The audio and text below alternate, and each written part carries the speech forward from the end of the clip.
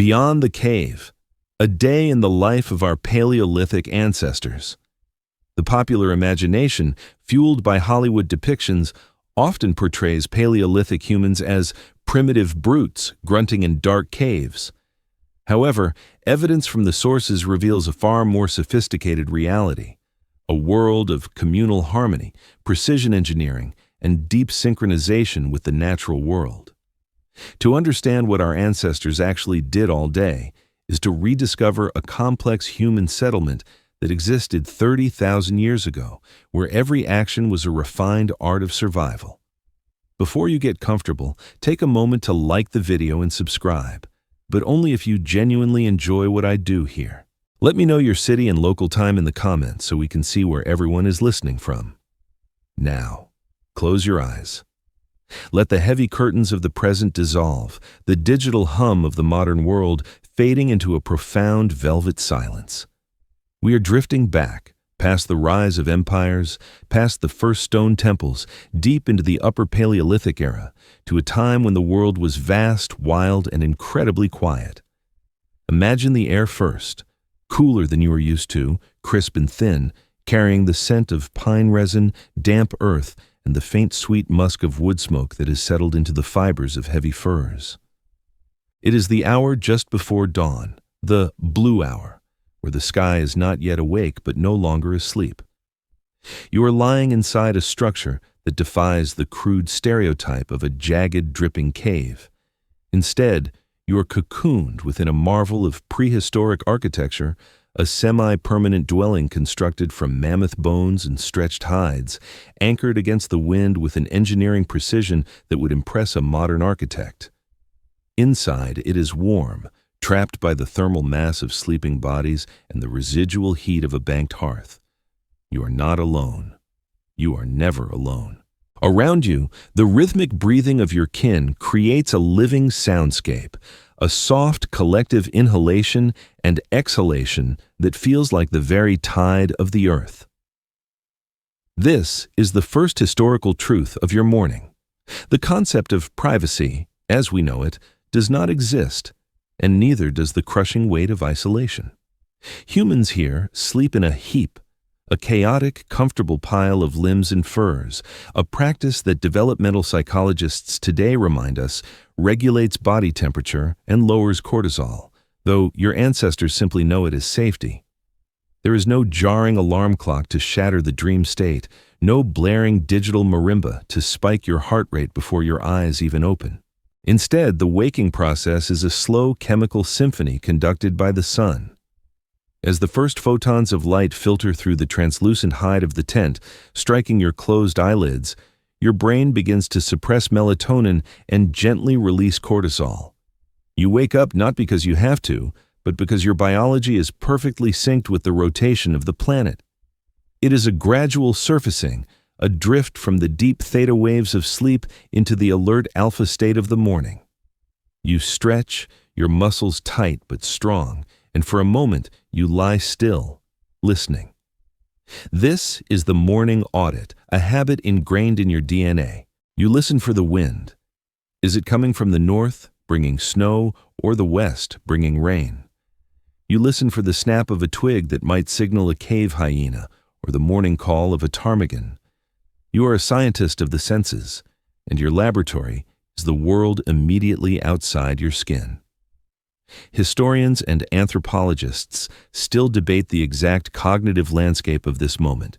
Did early humans worry about the future as we do?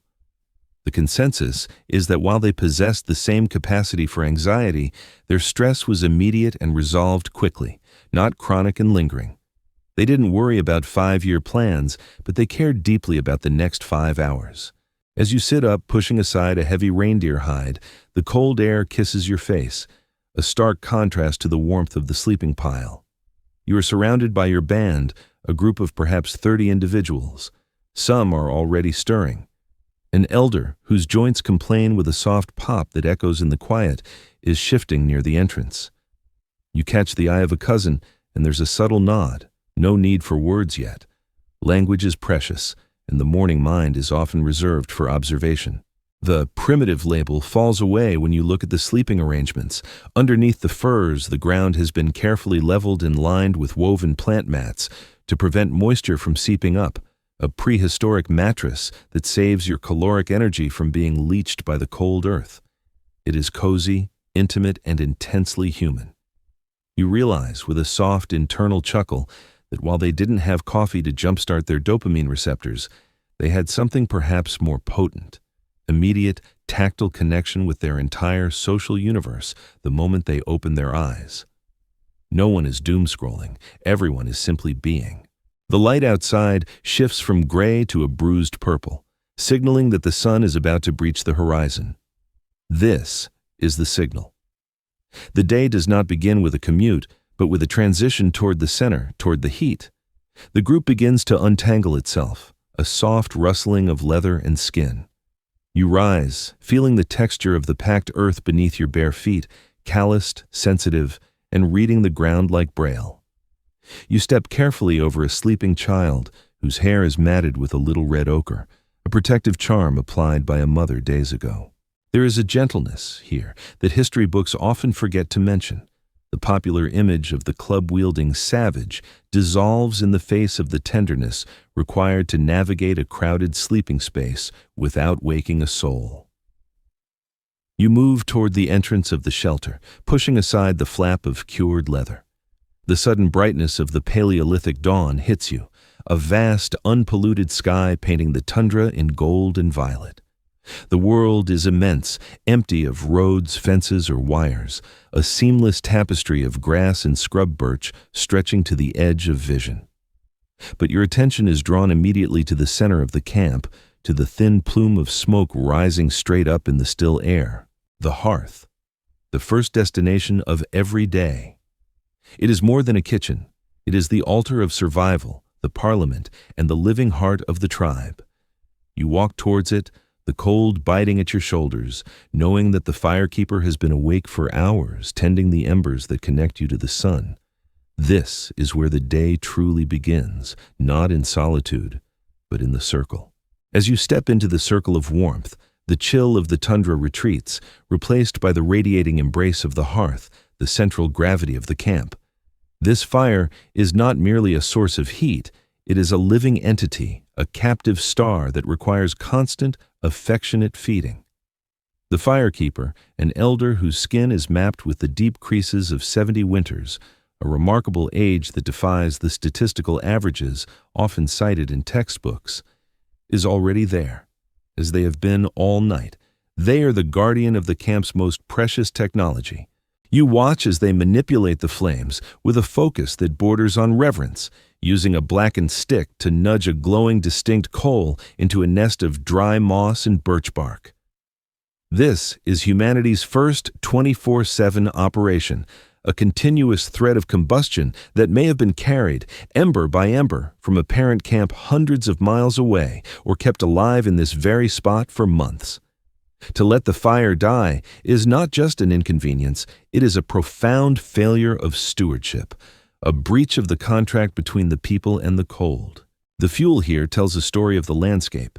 There is scarce timber in this sweeping steppe, so the fire consumes the dense, spongy, cancellous tissue of mammoth bone, which burns with a slow, intensely hot blue flame, smelling faintly of roasted marrow and mineral earth.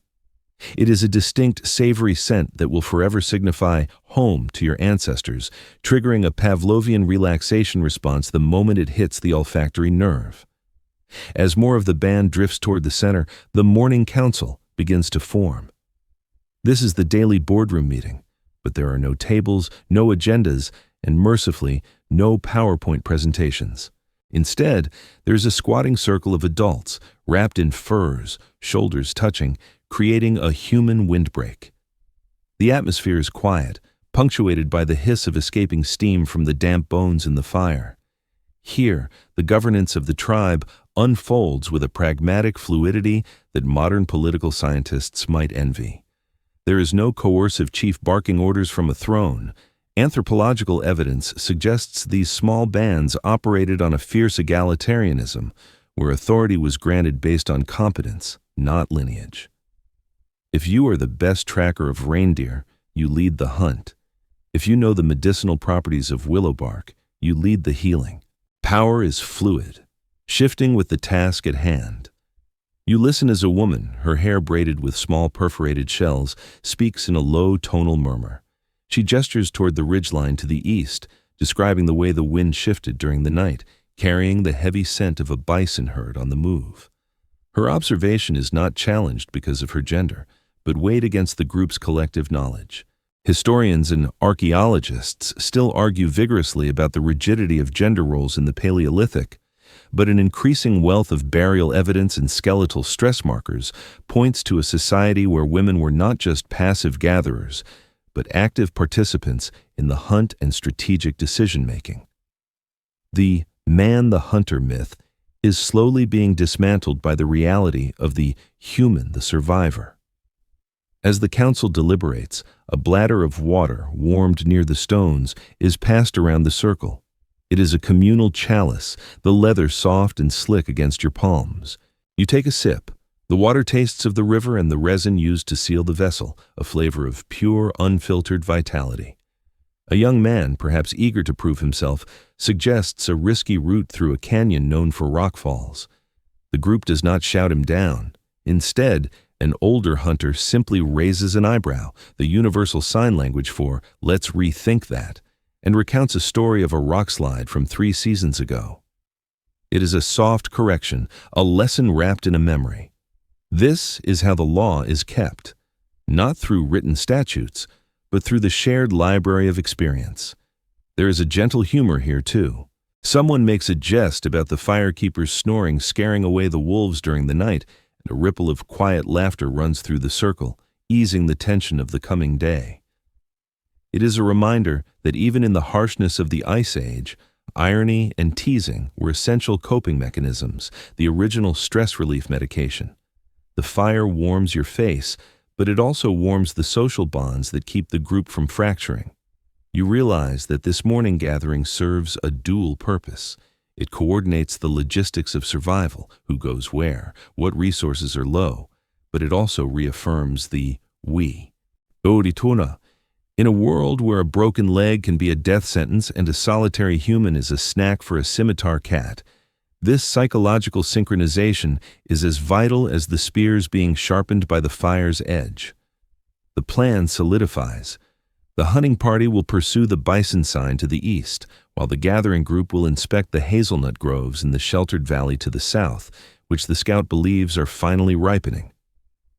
The decision is made by consensus, a slow nodding of heads, a collective exhalation of agreement. The meeting dissolves not with a gavel bang, but with a shift in energy. The static warmth of the huddle breaks as bodies stand, stretching towards the sky. The firekeeper banks the flames, covering the hottest coals with a layer of ash to preserve them for the evening return. The transition is seamless. The contemplative stillness of the morning evaporates, replaced by a kinetic purpose. You watch as the group splits, the single organism of the tribe dividing into specialized cells, each with a critical function.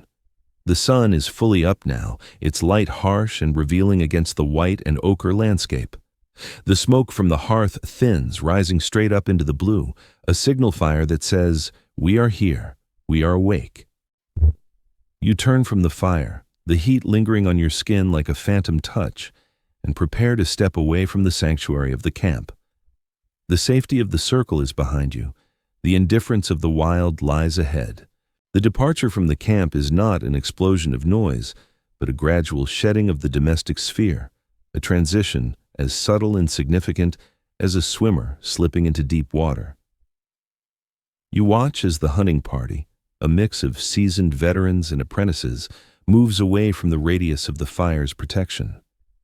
The immediate sensation is one of thermal shock. The warm, smoky air of the hearth is replaced by the biting clarity of the steppe wind, which carries the metallic tang of ozone and the scent of distant snow. This is the moment where the human body must rely on its second skin. You look down at your feet and you see a marvel of Paleolithic engineering that historians often overlook in favor of stone tools. The footwear. These are not crude wrappings of raw hide, but complex multi-piece boots, likely sewn from tough reindeer skin with the fur facing inward for insulation and soles made from thicker bison hide for durability. Inside, dried sedge grass has been stuffed around the toes, a prehistoric precursor to the modern sock, creating a layer of trapped air that keeps frostbite at bay. This technology is what allowed your ancestors to conquer the northern latitudes.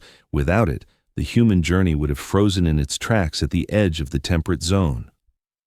The act of walking here is different too. There is no pavement to pound, no flat surfaces to mindlessly traverse. Every step is a negotiation with the terrain. The ground is uneven, a patchwork of tussock grasses, lichen-crusted rocks, and hidden rodent burrows that could snap an ankle in a heartbeat. You notice the gait of the hunters. It is not the heel-striking march of a modern pedestrian, but a 4-foot focused, rolling tread that tests the ground before fully committing weight. It is a silent walk, a predatory ballet designed to dampen the sound of snapping twigs. The group moves in a loose phalanx, neither too close to bunch up nor too far to lose visual contact. There is a profound silence now. The chatter of the morning council has evaporated. Words are unnecessary here and potentially dangerous. The language shifts to the somatic, a raised hand, a tilted head, a rhythmic clicking of the tongue that mimics a bird call. You are entering a zone where human dominance is not guaranteed, a psychological threshold where the hunters become acutely aware that they are also potential prey. The landscape opens up before you, a staggering expanse of the mammoth steppe, a biome that no longer exists in this form today. It is a high-productivity grassland, teeming with life, yet dwarfed by the sheer scale of the sky. Clouds move rapidly, casting racing shadows that distort the depth perception, making distant herds of saiga antelope appear and disappear like mirages. As the camp fades into a brown smudge behind you, the focus narrows to the equipment in hand. You are carrying a spear, but it is not a heavy, clumsy club. It is a composite tool, a long, straight shaft of seasoned pine, tipped with a razor-sharp flint point hafted with pine resin and sinew. But the true game-changer rests in your other hand, the atlatl, or spear thrower. This simple hooked stick acts as a lever, an artificial extension of the human arm that increases the propulsive force of the throw by orders of magnitude. It is a piece of physics that bridged the gap between human muscle and megafauna power, allowing a hunter to pierce thick hide from a safe distance. Balancing these tools requires a constant low-level mindfulness, a flow state, where the object feels like part of the body. As the group navigates a ridge, a younger hunter stumbles slightly, his spear shaft clattering against a rock. The sound cracks through the stillness like a gunshot. The lead hunter, a woman with gray-streaked hair and eyes that seem to permanently squint against the glare, stops instantly. She doesn't scold. She simply holds up a palm, freezing the group. They wait. 1 minute. 2 minutes. They are letting the sound die, letting the natural rhythm of the steppe, the wind, the insects, fill the void again. It is a lesson in patience that the modern world has largely forgotten. The young hunter looks sheepish, a universal expression of embarrassment that transcends 30,000 years, reminding us that the fear of messing up in front of the boss is an ancient human anxiety. Once the rhythm is restored, they move on. This journey is not a random wander. It is guided by a mental map of extraordinary complexity. Scholars and cognitive scientists argue that the human brain's capacity for memory and spatial navigation was forged in these very moments. These hunters are not using GPS. They are triangulating their position using distant peaks, the shape of river bends, and the seasonal position of the sun. They remember that 3 years ago, a herd of horses wintered in that specific box canyon, or that the south-facing slope over there yields the sweetest tubers in late autumn. This is the cognitive niche of the human species. We survive not because we are the strongest or fastest, but because we remember. You watch them stop to examine a patch of disturbed earth. To the untrained eye, it is just mud. To them, it is a newspaper. The lead hunter kneels, touching the rim of a hoofprint. The mud is still wet at the edges, but beginning to crust in the wind. She gauges the depth. This animal is heavy, perhaps a pregnant female. She looks at the spacing of the prints. It was moving slowly, unthreatened. This is forensic science in its purest form, a deduction of past events to predict a future location. The primitive mind is revealed here to be a master of inductive reasoning. As the sun climbs higher, the physical exertion begins to mount. Paleolithic humans were endurance athletes of the highest caliber. Skeletal analysis reveals bone density and muscle attachment sites comparable to modern cross-country runners. They did not sprint unless necessary. They endured. They walked with an efficiency that preserved every calorie, a resource as valuable as gold.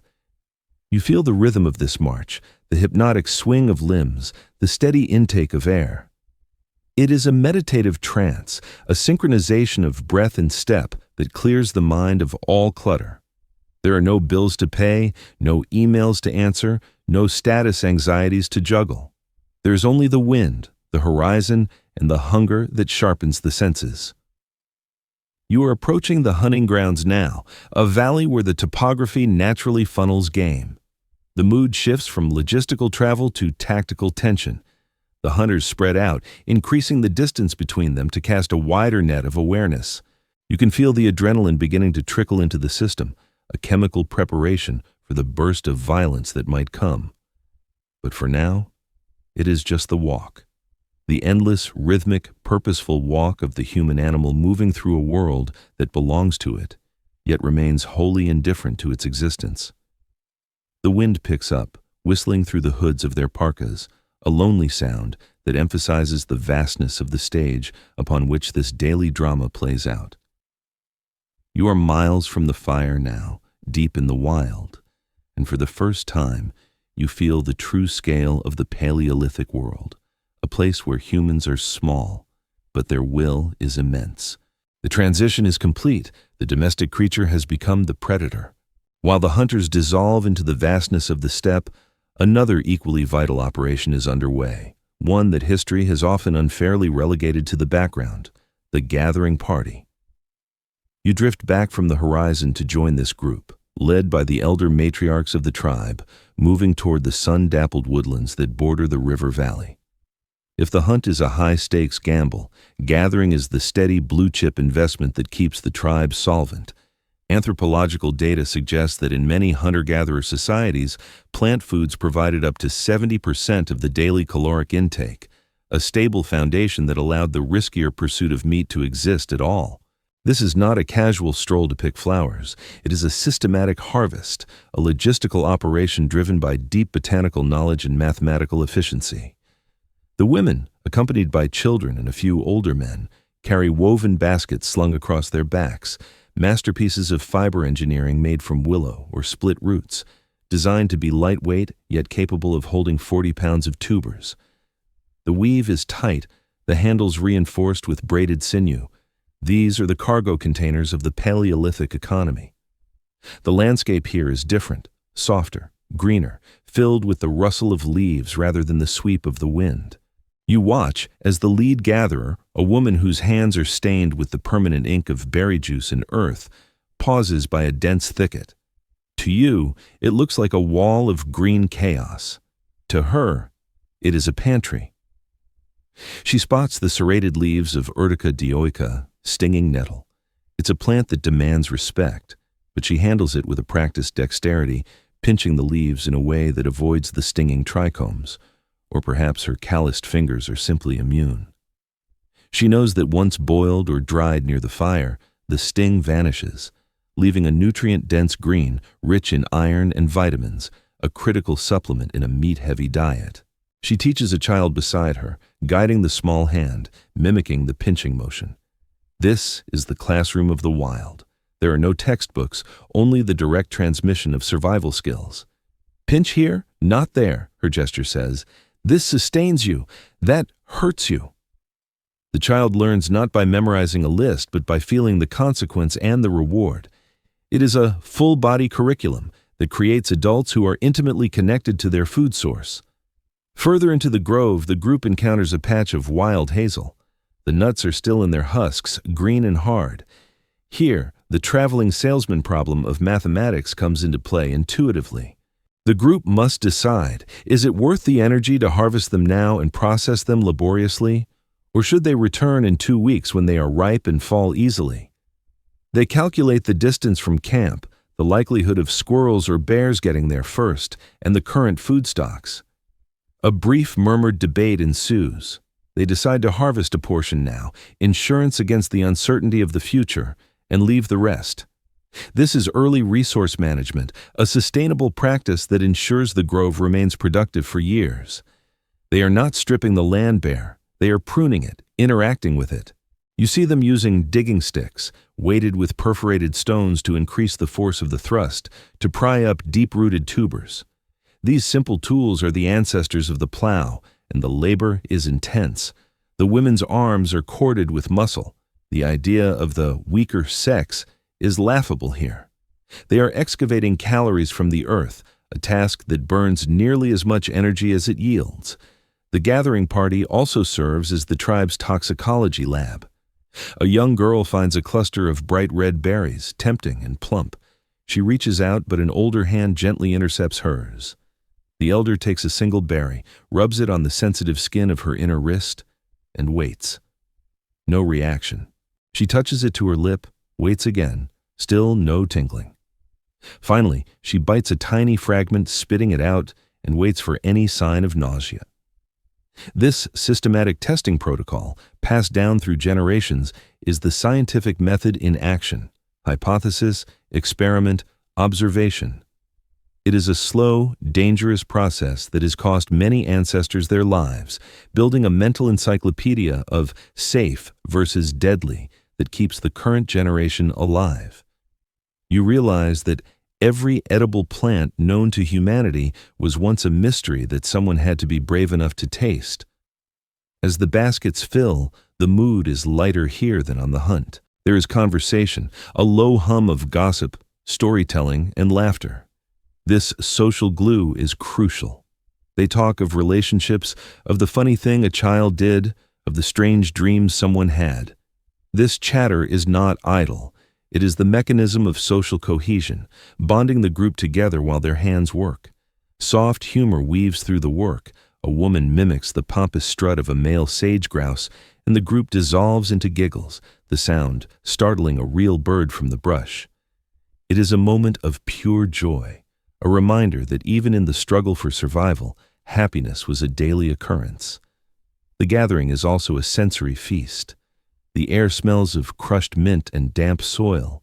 The texture of rough bark, the snap of a crisp stem, the sticky juice of a burst fruit, it is a tactile immersion.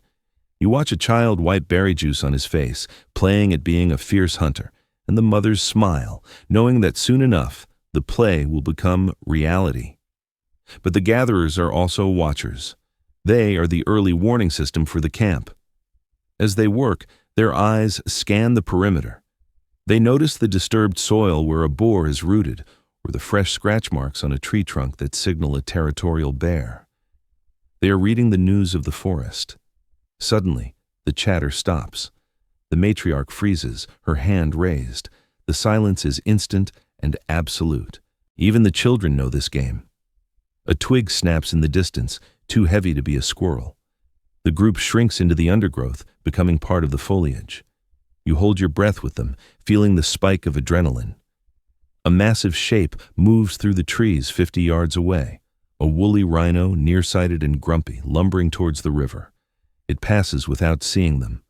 The tension holds for a long minute after it's gone, then releases in a collective exhale. There is no panic, just a recalibration of safety. They pack up quickly, efficient and silent. The area is now compromised. The walk back to the rendezvous point is heavier now, the baskets laden with the day's wages, tubers, nuts, medicinal herbs, and handfuls of late-season berries.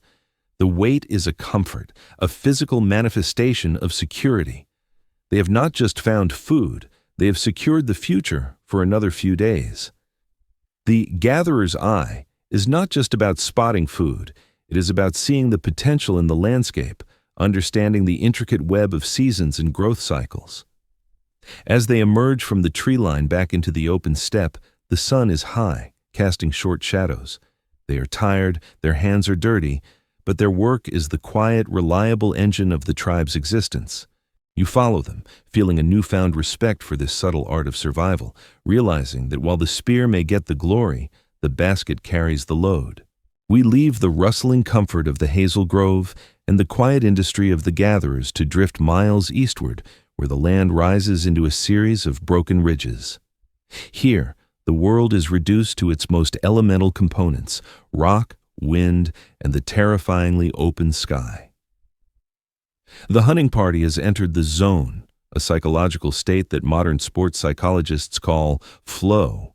But for your ancestors, it is simply the hunter's trance. The casual camaraderie of the morning walk has vanished, replaced by a silence so profound it feels heavy, almost tangible. They do not just walk now, they pour themselves over the landscape, their bodies keeping low, silhouettes broken by the tall, dry grass. This is not the bloodthirsty rampage depicted in pulp fiction. It is a calculated game of high-stakes chess where the opponent weighs a ton and has horns that can disembowel a human in seconds. The myth of the reckless savage charging in with a club is suicidal nonsense. These people are risk-averse. They know that a broken bone here, miles from camp, is a likely death sentence. Therefore, caution is the supreme virtue. You watch the lead hunter, the woman with the gray-streaked hair, as she pauses. She lifts a finger, wetting it to test the wind. The breeze has shifted, now blowing from the north, a disaster. If they continue on this path, their scent, a cocktail of wood smoke, sweat, and cured leather, will flow directly toward the herd of reindeer grazing in the valley below. Without a word, she signals a retreat. The group backtracks, moving in a wide, exhausting arc to flank the valley. This maneuver adds 3 miles to their journey, a significant caloric expenditure, but they accept it without complaint. This is the discipline of the predator, the willingness to expend energy now for a higher probability of success later. As they crest the final ridge, crawling on their bellies now, the target comes into view. Below, in a natural amphitheater of the steppe, a herd of reindeer moves like a gray river across the brown earth. The animals are calm, heads down, grazing on lichen. To the hunters, this is not just meat. It is a sacred convergence of life, tools, and spirit. Scientists suggest that hunting played a pivotal role in the development of human empathy, specifically theory of mind. To kill the animal, the hunter must become the animal. They must project their consciousness into the mind of the prey, asking, "If I were a reindeer, where would I run? What scares me? What am I looking at?" You can see this cognitive shift in the eyes of the hunters. Their pupils are dilated, their breathing shallow and rhythmic. They are no longer thinking about the fire or the cold. They are simulating the sensory world of the herd. The plan is communicated with a series of hand gestures, the original special ops signals. 3 hunters will creep down into the scrub brush near the river, the ambush team. The others will circle wide and show themselves, just enough to spook the herd, driving them toward the hidden spears. It is a classic pincer movement, a tactic that predates written warfare by millennia. You follow the ambush team as they settle into position behind a cluster of boulders. They wait and wait. The patience required is agonizing. A fly lands on the nose of the youngest hunter, crawling near his eye. He does not flinch. He does not swat. He has suppressed the urge to react, overriding his autonomic nervous system with sheer will. This ability to inhibit impulse is a hallmark of the modern human brain, honed in moments exactly like this. Then, the signal. On the far ridge, a figure stands up waving a fur. The herd reacts instantly. Heads snap up, ears swivel. The panic is contagious, a ripple of fear moving through the mass of bodies. They turn, exactly as predicted, and begin to run. The sound is a low rumble at first, building to a thunder of hooves that vibrates in the chest of the hiding hunters. The ground shakes, a literal physical tremor. The hunters in the ambush zone tense, their muscles coiling like springs. They do not spring up yet. They wait for the lead animals to pass, looking for the stragglers, the old or the slow. To take a prime breeding female would be poor management. They target the edges of the bell curve. A large male, trailing slightly behind, gallops into the kill zone. The timing is split-second. The hunters rise in unison, the motion fluid and rehearsed. The atlatls whip forward, extending the length of their arms, turning the spears into blurring missiles. The mechanics are flawless. The snap of the wrist, the transfer of momentum from the legs through the core to the tip of the weapon. There is a thwack of impact, a sound that is both sickening and triumphant. The animal stumbles, the spear lodged deep in its flank. The rest of the herd scatters, pouring away like water, leaving the wounded beast alone. The hunters do not cheer. There is no high-fiving, no whooping. The mood is somber, intensely focused. The animal is dangerous now, fueled by adrenaline and pain. They approach cautiously, spears raised, keeping a respectful distance. They wait for the loss of blood to do its work. It is a brutal reality, stripped of romance, but it is also deeply respectful. They do not want the animal to suffer longer than necessary, but they cannot risk a goring. When the animal finally falls, the lead hunter approaches to deliver the final merciful strike. The silence returns to the valley, heavier now. They gather around the fallen giant. The adrenaline fades, replaced by a sudden crushing fatigue. This is the post-hunt crash. One hunter rests his hand on the animal's warm flank, whispering a few words. Anthropologists debate the nature of these rituals, but it is likely an apology and a gratitude, a recognition that for them to live, this creature had to die. It is a moment of spiritual transaction. Then, the pragmatism returns. The sun is past its zenith. They are miles from camp with an 800-pound animal. The hunt is over. The work has just begun. Soft humor breaks the tension. One hunter nudges another, pointing to a tear in his trousers from the crawl, a silent joke about the cost of the meat. They smile, a weary human connection over the absurdity of their fragile predicament. They must now transform this carcass into portable resources before the scavengers, the lions and hyenas, smell the blood on the wind. The clock is ticking again. While the hunters attend to the fallen reindeer and the gatherers navigate the hazel groves, a third group undertakes a mission that is less glamorous, but arguably more critical: the procurement of water. You drift away from the high drama of the kill site, following the subtle decline of the terrain until the dry crunch of the steppe grass gives way to the softer, darker soil of the riverbank. Here, the air changes completely. The biting dryness of the wind is replaced by a humid, heavy coolness, scented with decay, wet clay, and the green breath of willows. The silence of the open plains is lost here, drowned out by the churning rush of the glacial river. This sound is a double-edged sword. It masks your approach, but it also masks the approach of others. In the Paleolithic world, the water's edge is the predator's supermarket, a place where every living thing must eventually converge, stripping away the safety of distance. The water party is a mix of adolescents and vigilant elders, a demographic pairing that balances raw strength with cautious experience. They are carrying the unsung masterpieces of Paleolithic engineering, the water vessels. History often obsesses over stone tools, the durable flint that survives the millennia, but it overlooks the perishable genius of the soft technologies. Menetou. You watch a young man unclasp a carrier from his belt. It's not a crude bucket, but a sophisticated flask made from the bladder of a bison, tanned to a translucent gold. It has been fitted with a wooden stopper carved to create a watertight seal. Another carrier holds a woven basket, so tightly coiled from spruce roots that it looks like a solid object, coated inside with heated pine resin or bitumen to render it waterproof. These are the first jerry cans, a technological leap that broke the tether-binding humans to the riverbank, allowing them to travel deep into the arid interior. The approach to the water is a choreographed safety operation. They do not rush down the bank like vacationers at a beach. They stop at the tree line, scanning the mud for fresh prints. The elders read the ground. Here, a cave bear drank this morning, its massive paws sinking deep into the clay. There, a herd of horses churned up the silt an hour ago. The coast seems clear, but the tension is palpable. The drinking hour is a time of maximum vulnerability. To lower your head to drink is to expose your neck, a primal fear that still triggers a prickle on the back of your neck today when you feel watched. They move in pairs. One fills the vessels, while the other stands guard, facing the brush, spear held loosely but ready.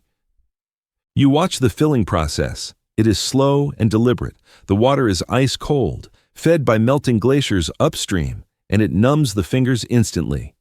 They are careful not to disturb the sediment, seeking the clear, fast-flowing current where the water is cleanest. Historians and epidemiologists still debate the parasite load of Paleolithic populations, but it is likely that these ancestors possessed a gut biome far more robust than ours, capable of handling bacteria that would incapacitate a modern human. Still, they prefer the running water, an instinctive understanding of hygiene. As the vessels fill, the weight becomes a reality. Water is heavy, 8 pounds per gallon, and carrying it back uphill is a grueling workout. This daily labor is one of the reasons for the robust bone density seen in the fossil record. Their bodies were built by the burden of their own survival. A teenage girl struggles with a large resin-sealed basket, the wet surface slick against her hands. She slips slightly in the mud, her arms windmilling comically to stay upright. A nearby elder reaches out to steady her, suppressing a grin. There's a soft, shared chuckle, the universal humor of physical clumsiness that cuts through the tension. It is a tiny, warm moment, the realization that even 30,000 years ago, slipping in the mud was funny, provided you didn't drop the water. But the humor is brief. A sudden splash upstream freezes the group, a heron, an otter, or something else. The guard taps the shoulder of the water bearer, a signal to move. They cap the vessels quickly, securing the stoppers. The return journey begins immediately. They do not linger. The riverbank is beautiful, with dragonflies buzzing like iridescent jewels and the sunlight dappling the water, but it is not home. It is a transition zone, a place of transit. As they climb the embankment, lugging the sloshing containers, the physical toll is evident. You can hear their breathing deepen, the strain of muscles working against gravity. This act, carrying water, is perhaps the most enduring human chore, a lineage of labor that stretches from these resin baskets to the clay pots of Jericho to the plastic jugs of today. It is the weight of life itself. The water they carry is not just for drinking, it is for cooking the meat, for tanning the hides, for mixing the ochre paints. It is the solvent of their culture. Halfway up the ridge, they pause at a designated rest spot, a flat rock with a view of the surrounding scrub. This is a ventilation break, allowing the heat of exertion to dissipate from under their heavy furs. One of the elders opens a small pouch and shares a handful of dried berries with the group, a quick hit of glucose to power the final leg. They look back at the river, now a silver ribbon in the distance. From this vantage point, the danger feels remote, just a scenic detail. They are reclaiming their safety with every step away from the edge. The group reforms its line, the adolescents taking the lead now, eager to be back within the safety of the camp's perimeter. The sloshing sound of the water in the bladders creates a rhythmic, watery heartbeat that accompanies their march. You notice the care with which they handle the vessels. A punctured bladder is a disaster, a waste of hours of labor, and a threat to the group's hydration. This reverence for the object, the tool, is a defining trait of the era. Objects are not disposable. They are companions, imbued with the spirit of the animal they came from and the effort of the maker. As they near the camp, the smell of the fire greets them, a sensory beacon of home. The tension of the river expedition fully evaporates, replaced by the satisfaction of the completed task. They have successfully stolen life from the edge of death and brought it back to the center. They are the logistics corps, the unsung heroes who ensure that when the hunters return with the meat, there is water to boil the stew. You watch them crest the final hill, their silhouettes framed against the vast, indifferent sky, bearing the heavy, precious liquid that fuels the entire human enterprise. The sun is beginning its slow descent, shifting the light from harsh white to a warmer gold, signaling that the day has tipped past its midpoint. The camp awaits them, a tiny island of warmth in a sea of grass, and the water bearers bring the tide in. The sun now hangs at its zenith, a blinding white disk in a sky of polished cobalt. The landscape of the steppe, usually so dynamic with the movement of wind and grass, seems to pause under the weight of the heat. Even in the cooler climate of the Paleolithic era, the midday sun commands respect. The camp, too, undergoes a transformation. The frantic energy of the morning departure has settled into a slower, more rhythmic hum. It is the time of the midday respite, a natural siesta that biology dictates for nearly all diurnal mammals.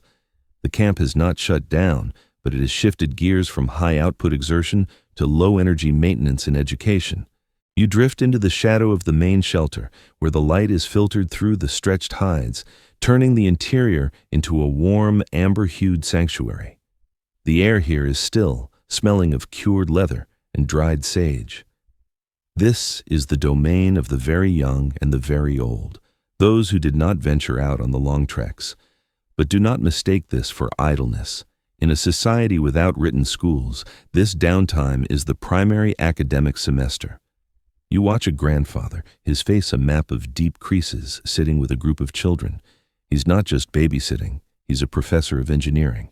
In his hands, he holds a piece of mammoth ivory, hard as stone. With a barin, a specialized flint tool with a chisel-like tip, he is carving a small groove into the material. The children watch, mesmerized. He hands the tool to a girl of perhaps 7 years. It is too big for her hand, but she grips it with determination. "Like this," he murmurs, adjusting the angle of her wrist. He is teaching her the angle of attack, a physics concept she will need to master to create tools that don't shatter. She pushes, slips, and leaves a jagged scratch. She looks up, expecting a scolding. Instead, the old man laughs, a wheezing, warm sound, and rubs the scratch with his thumb. "Good," he says. "Now you know where the ivory is strong. Try again." This is the safe failure environment that modern educators strive to recreate. Here, mistakes are free. Out on the ice, mistakes are fatal. Nearby, a group of women who remained at camp are engaged in social grooming, but of a more sophisticated sort. They are braiding each other's hair, weaving in small shells or beads made from fox teeth.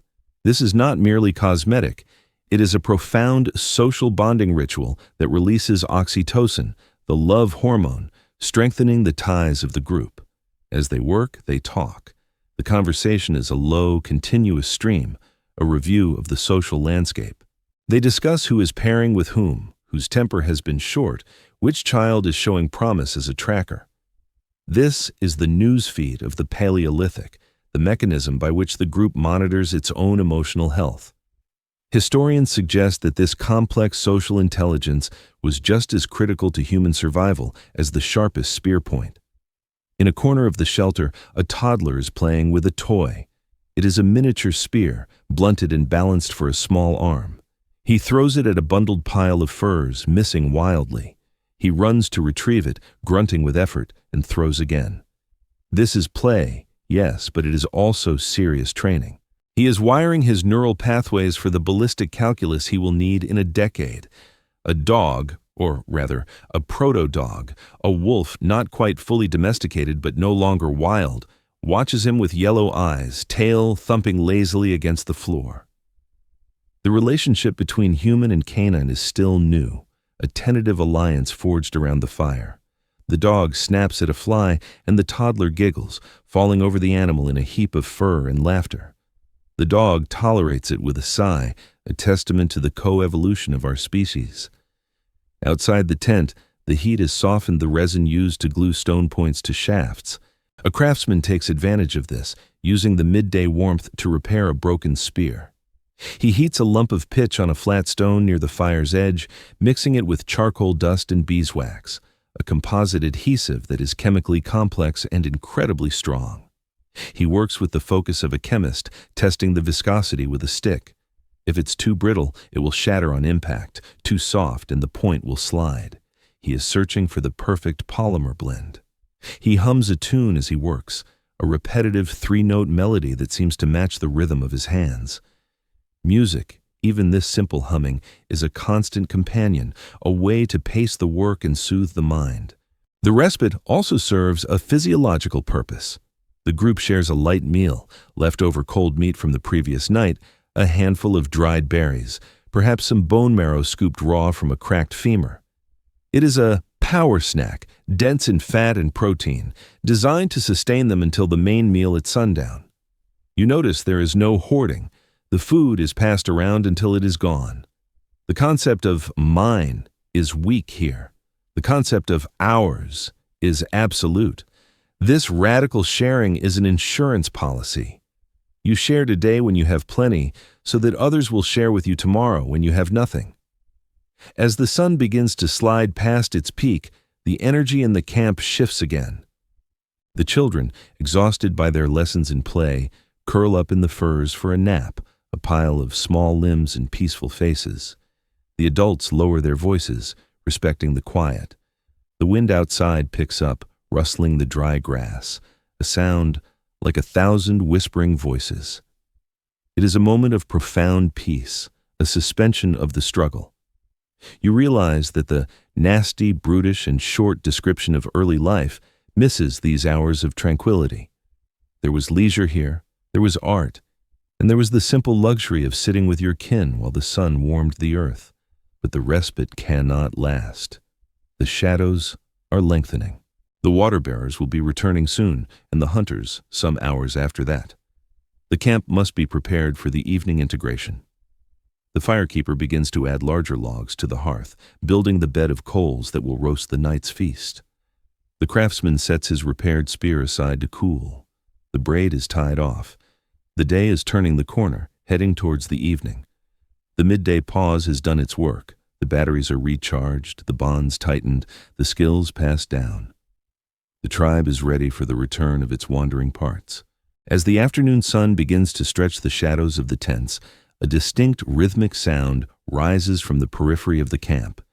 It is a sharp, percussive clack-pause-clack, a staccato heartbeat that signifies the presence of humanity's first true industry.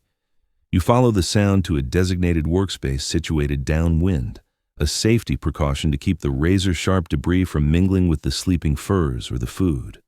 Here sits the napper, a master of fracture mechanics surrounded by a glittering carpet of waste flakes that catch the light like fallen diamonds. To the uninitiated, he appears to be simply banging rocks together. But as you draw closer, observing the intense furrow of his brow and the precise frozen tension in his forearms, you realize you are witnessing a game of three-dimensional chess played with geology. The napper holds a nodule of high-quality flint, a stone prized for its conchoidal fracture, the property that allows it to break in predictable shell-shaped waves rather than shattering into dust. This raw material is not local. It has traveled over 200 miles, passed hand to hand through a trade network that functions as the Paleolithic Internet, connecting distant tribes through the exchange of goods and gossip. The stone in his hand is therefore more than a rock. It is a currency, a relationship, and a finite resource that must not be wasted. He turns the core over and over, his fingers reading the surface texture, looking for the platform, the geometric sweet spot where a strike will send a shockwave through the stone exactly where he wants it. This requires a level of cognitive modeling that neuroscientists believe was instrumental in the evolution of human language. The grammar of tool-making, planning, nesting steps, recursive thinking, is strikingly similar to the grammar of speech. He selects a hammerstone, a dense, rounded river rock, and strikes. Crack. The sound is clean and high-pitched. A flake of flint detaches, flying off with a dangerous velocity. It lands on the leather apron spread across his lap. He picks it up, inspecting the edge. It is not just sharp, it is molecularly perfect. Modern surgical steel is rough and jagged under a microscope compared to the edge of a fresh flint or obsidian flake, which tapers down to a single molecule of thickness. This is a blade that cuts between the cells of the skin rather than tearing them, a terrifyingly effective technology that allowed humans to process meat and leather with surgical precision. Beside the master sits an apprentice, a teenager whose hands are covered in tiny white scars, the tuition fees of this trade. The boy is struggling with a piece of chert, a lower-quality stone used for practice. He strikes too hard and the core shatters with a dull crunch, ruining the piece. He looks up, frustrated, waiting for a rebuke. The master does not speak. He simply picks up a fragment of the shattered stone, points to an internal flaw, a tiny fossil inclusion that disrupted the shockwave, and shrugs. It is a lesson in material science. Sometimes the fault lies in the stone, not the hand. The boy nods, picks up a new nodule, and begins again. There's a quiet resilience here, a discipline of try, fail, adjust that forms the backbone of all future human engineering. The napper switches tools. He puts down the heavy hammerstone and picks up an antler billet, a piece of soft, organic hammer made from the base of a deer antler. He is moving from the hard hammer percussion of roughing out the shape to the soft hammer percussion of refining the edge. The sound changes from a sharp clack to a softer thud snap. He's making a laurel leaf point, a spear tip that is thin, symmetrical, and aerodynamically stable. He applies pressure, peeling off long, thin flakes that travel across the face of the stone. This is the solidarian technique, a style so refined that some archaeologists consider these points to be art as much as weaponry. They are fragile, beautiful, and deadly. The air around them smells faintly of ozone or gunpowder, the spark smell released by the friction of the striking stones. It is an industrial scent, the smell of creation. Occasionally, a flake flies erratic, nicking the napper's thumb. He doesn't stop. He casually wipes the bead of blood on his thigh and continues. A spiderweb is grabbed from a nearby bush and pressed onto the cut, a natural antiseptic bandage that stops the bleeding instantly. It is a casual integration of biology and geology. The world provides the tool to cut and the tool to heal. The output of this workshop is staggering. In an hour, the master produces a dozen standardized blades, several scrapers for cleaning hides, and a burin for carving bone. This is the Upper Paleolithic revolution in action. Unlike their ancestors, who made one big tool from one big rock, these modern humans act as efficient manufacturers, producing yards of cutting edge from a single core. It is the first instance of mass production. The finished tools are set aside in a pile, destined for the hunters, the leather workers, and the carvers. They are the keys that unlock the resources of the environment. As the napper finishes the laurel leaf point, he holds it up to the sun.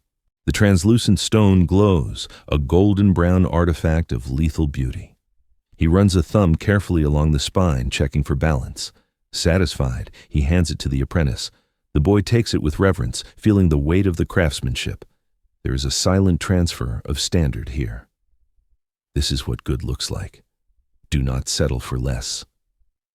The master stretches his back, his spine cracking audibly, a universal sound of the sedentary craftsman.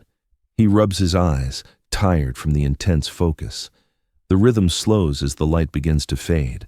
The pile of waste flakes around them, the debitage, will remain there for 30,000 years, a permanent record of this afternoon's labor. Future archaeologists will find this spot and be able to reconstruct the exact sequence of strikes, the posture of the napper, and even the fact that he was left-handed. But for now, it is just a pile of sharp rocks that needs to be swept away from the path of barefoot children. The napper gathers his tools, wrapping the precious antler billet in a piece of soft leather. The industrial heartbeat of the camp quiets, but the products of this rhythm, the blades, the points, the awls, are now ready to be put to work in the hands of others. The stone has been awakened, and with it, the potential of the tribe. From the percussive rhythm of the stone napper, we drift deeper into the camp, following a scent that is distinct, earthy, and complex, the smell of wood smoke, curing oils, and animal musk. We arrive at the domain of the tailors, the soft technology engineers who perform the daily miracle of turning raw skin into a second skin. If the stone tool is the hammer of the Paleolithic, the eyed needle is its microchip, a tiny, overlooked invention that allowed humans to conquer the planet's frozen frontiers. Without the ability to create thermally efficient, tailored clothing, our species would have remained tethered to the tropics. It was the seamstress, not just the spearman, who enabled the colonization of the globe. You enter a workspace that feels less like a factory and more like a quiet, communal parlor. Here, sitting on mats of woven reed, is a group primarily of women, though men are here too, repairing their own gear. For a tear in a parka at 40 below zero is a structural failure one must know how to fix personally. The atmosphere is one of intense tactile focus. You watch a woman working a piece of reindeer hide that has already been scraped clean of flesh and hair. She is engaged in brain tanning, a chemical process as old as humanity itself. The adage among survivalists holds true. Every animal has enough brains to tan its own hide. She rubs the emulsified oils into the dermis, breaking down the mucous membranes that make raw skin stiff. It is physical, repetitive work, requiring strong hands and patience, but the result is magic. What was once a stiff, rot-prone carcass husk becomes buckskin, soft, breathable, durable, and as velvet smooth as high-end fabric. She stretches it over a wooden frame, working it back and forth, softening the fibers until the leather is as pliable as cloth. This is the fabric of the Ice Age, a material that breathes to let sweat escape but blocks the biting wind, a primitive Gore-Tex that modern synthetics still struggle to replicate fully. Next to her, the true artistry begins. An elder is teaching a younger woman how to cut a pattern. This is not the caveman style of draping a rough skin over a shoulder. That is a Hollywood myth that would result in hypothermia within hours. Real Paleolithic clothing was tailored. They understood the bellows effect, the physics of how cold air pumps in and warm air pumps out of loose garments during movement. To survive the step, clothing had to be fitted. The elder uses a sharp flint blade to cut complex shapes, sleeves, hoods, pant legs. She measures the younger woman's arm against the leather, marking the length with a piece of charcoal. There's a gentle fussiness to the moment, a universal scene of a fitting session. "Hold still," her hands seem to say, "or the sleeve will be crooked." The young woman sighs, shifting her weight, bored but compliant, a timeless teenage reaction to being measured for clothes. Then comes the sewing. The elder picks up a needle carved from the splinter of a crane's leg bone. It is polished to a high sheen, thin and delicate, with a tiny eye drilled into the top using a micro-boring tool of flint. This object, the eyed needle, which appears in the archaeological record around 30,000 years ago, represents a quantum leap in technology. It allowed for layered clothing, underwear, socks, trousers, and parkas that could be sewn with tight, windproof seams. She threads it with sinew, a fiber taken from the spine of a deer that splits into incredibly strong, thin threads. As she stitches, she uses an awl to punch a guide hole, then slides the needle through. Punch, slide, pull. The rhythm is hypnotic, a soft shh-pop sound that underscores the quiet conversation of the circle. But survival is only the baseline. The human soul craves beauty. You notice that the finished parka is not just a brown sack. It is a canvas. A basket of beads sits in the center of the circle, filled with treasures, fox teeth drilled with suspension holes, soapstone carved into discs, and the most precious of all, ivory beads. You pick one up. It is tiny, perfectly spherical, and polished. Experimental archaeologists have determined that carving a single ivory bead like this takes about 1 hour. You look at the parka the elder is decorating. It has hundreds of them sewn in intricate geometric patterns along the hem and cuffs. This garment represents thousands of hours of labor. This is the costly signaling theory in action. Wearing this jacket says, "I am a member of a tribe that is strong enough, skilled enough, and wealthy enough to spend 1,000 hours on beauty." It is a social security card worn on the back. The decoration also serves a spiritual function. The red ochre rubbed into the seams symbolizes life, blood, and warmth, a sympathetic magic to keep the wearer safe. The shells, traded from a coast 500 miles away, connect the wearer to the distant sea and its mysteries. As they sew, the women talk of these things, of the trader who brought the shells, of the stories associated with the patterns. The clothing becomes a repository of the tribe's history. When a child looks at their grandmother's parka, they are reading a book of their people's journey. There is soft laughter as one woman struggles to thread her needle in the dimming light, squinting and wetting the sinew tip. A neighbor nudges her and offers a piece of polished amber to catch the light, a prehistoric reading lamp. They joke about her old eyes, a gentle teasing that wraps them in warmth just as surely as the furs do. In the corner, a pair of boots is being finished. These are the masterpieces of the cobbler's art. The soles are made of thick, calloused bear hide for grip. The uppers are reindeer legskin, where the hair is naturally directed downwards to shed snow and water. Inside, they are lined with felted hare fur. The maker turns the boot inside out to check the seam, running a finger along the stitch to ensure there are no rough ridges that could cause a blister. A blister out here can become infected, can cause a limp, can slow the tribe. So the comfort of the foot is a matter of national security. The care taken is absolute. He packs dried sedge grass into the toe box, fresh insulation that can be changed out daily. This specific technology, the insulated boot, is what allowed your ancestors to cross the Bering Land Bridge. You are listening to the construction of the vehicle that carried humanity to the Americas. As the light begins to fail, the sewing circle starts to pack away their tools. The needles, easily lost and incredibly valuable, are placed into tubular cases made of hollow bird bone, stoppered with beeswax. The unfinished garments are folded carefully. The smell of the workspace, the musk of the leather, the iron tang of the ochre, lingers in the air. You look at the pile of finished clothing, parkas that rival the best modern expedition suits, boots that are warm at 50 below, trousers that allow for the full range of motion needed to sprint from a lion. These are not the rags of savages, they are the high-tech spacesuits of the Paleolithic astronauts exploring the frozen planet. The work is done for the day, and the tribe is clothed, protected, and beautiful. The second skin is ready to face the night. The sun is now dipping lower, painting the sky in shades of bruised peach and violet.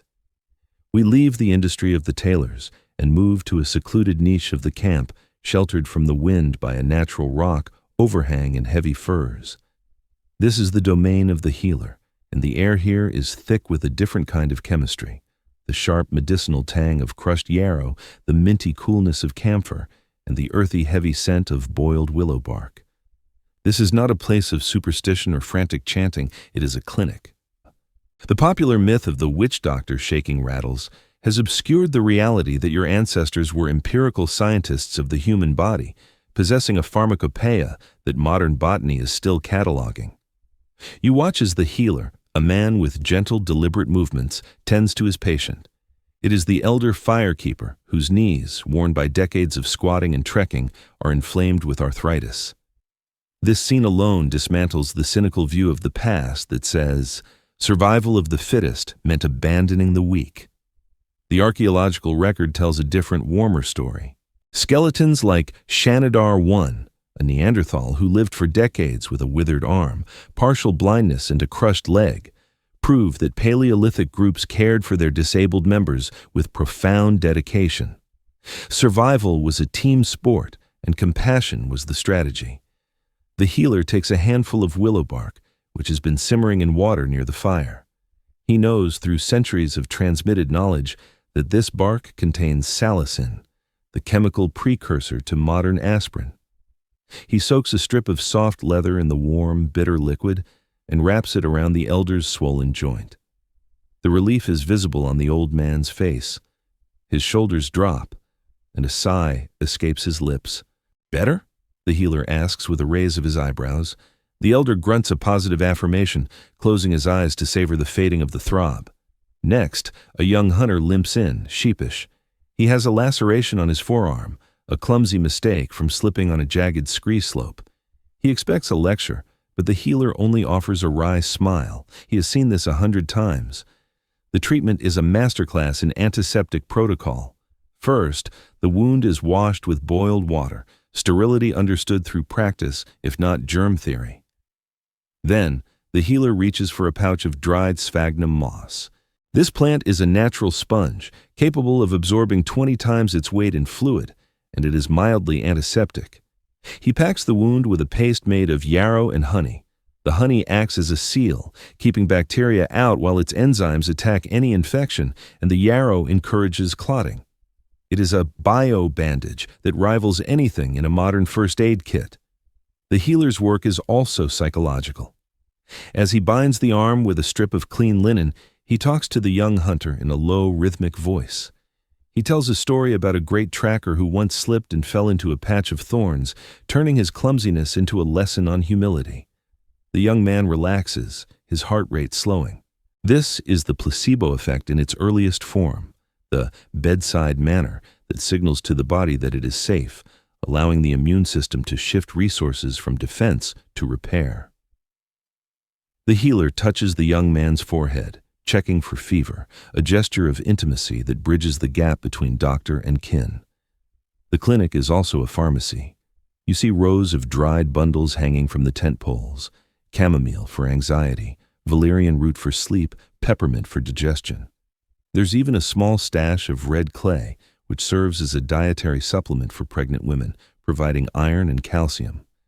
The healer is constantly compounding, grinding, and testing. He picks up a small mushroom, a bracket fungus. He knows it can be used as tinder to start fires, but also that when applied to a bleeding wound, it acts as a cauterizing agent. He is a botanist who knows that the difference between a cure and a poison is often just the dosage. A child runs in, holding a tooth that is wiggling loose. She is scared of the pain. The healer doesn't pull it. He takes a small piece of clove-like root, has her chew it gently near the tooth to numb the gum, and then makes a funny face, distracting her. With a quick, painless twist, the tooth is out. He hands it to her like a prize. She beams, the fear gone, replaced by the pride of growing up. He ruffles her hair, sending her back to her play. It is a tiny interaction, but it highlights the gentleness that permeates this harsh existence. The healer's role extends to the spiritual health of the tribe as well. He prepares a small pouch of herbs for a woman who's been having nightmares. Is it magic? Or is it the chemical properties of the mugwort and lavender he places inside? To them, there is no distinction. The scent will help her sleep, and the belief that she is protected will calm her mind. It is a holistic approach that treats the symptom and the fear simultaneously.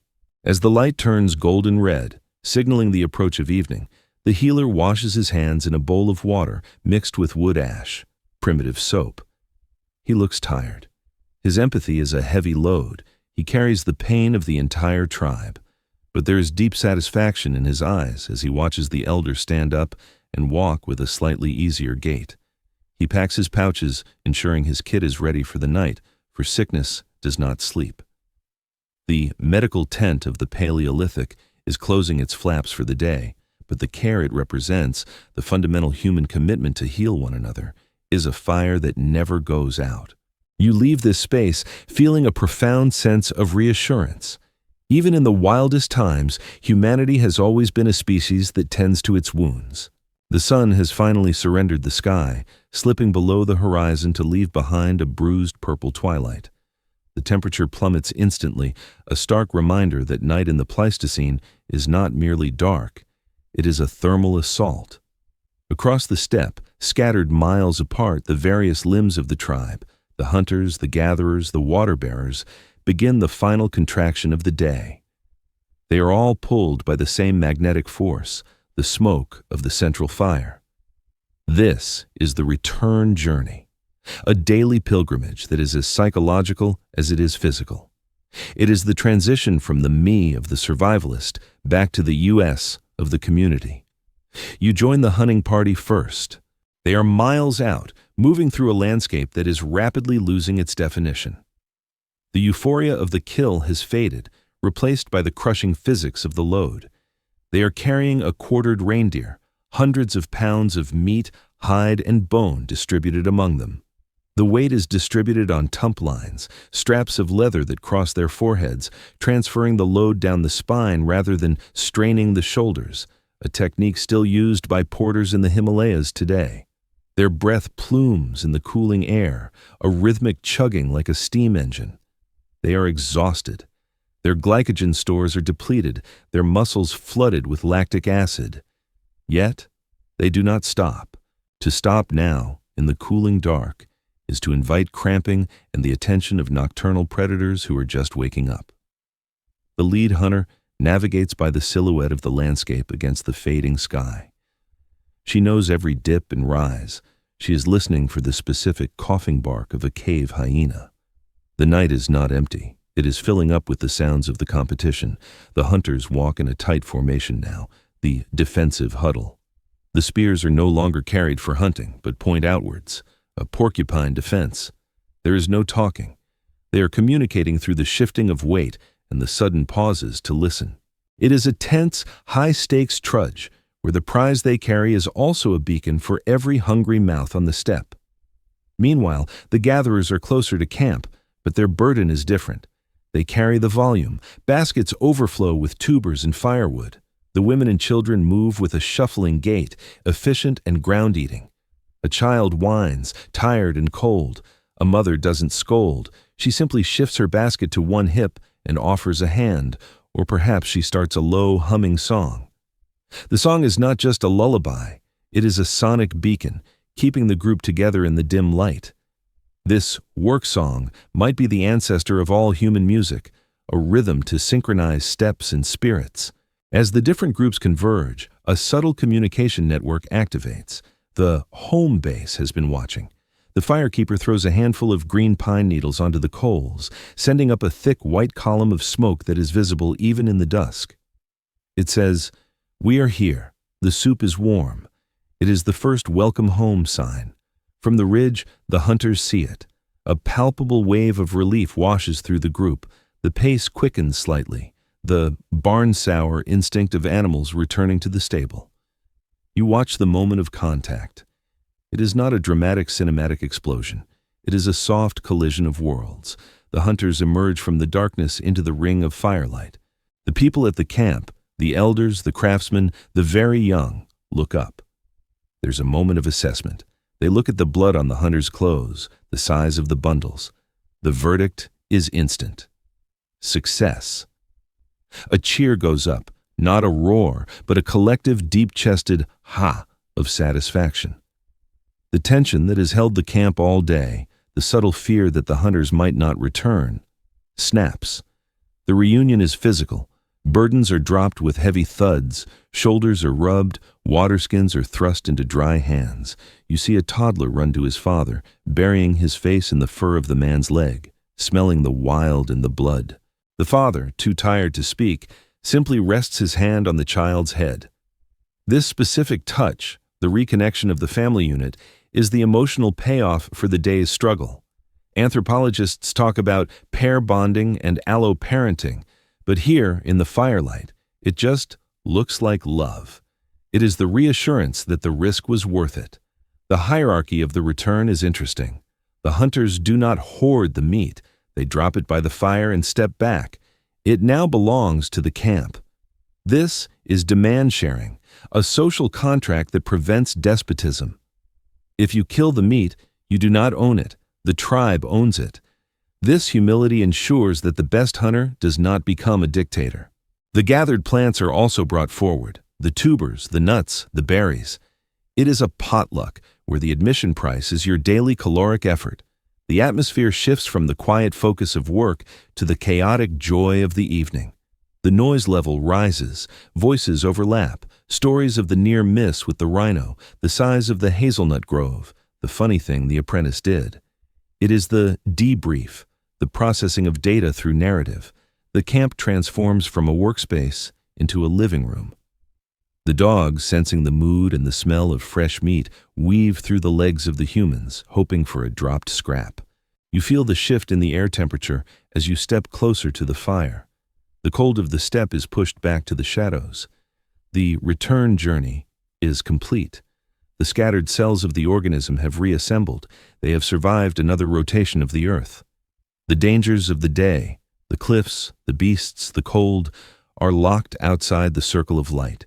Inside, there is warmth, food, and the overwhelming primal comfort of being part of a whole.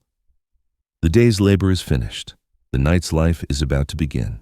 The transition from the chaotic joy of the return to the serious business of the evening meal is marked by a shift in the fire itself.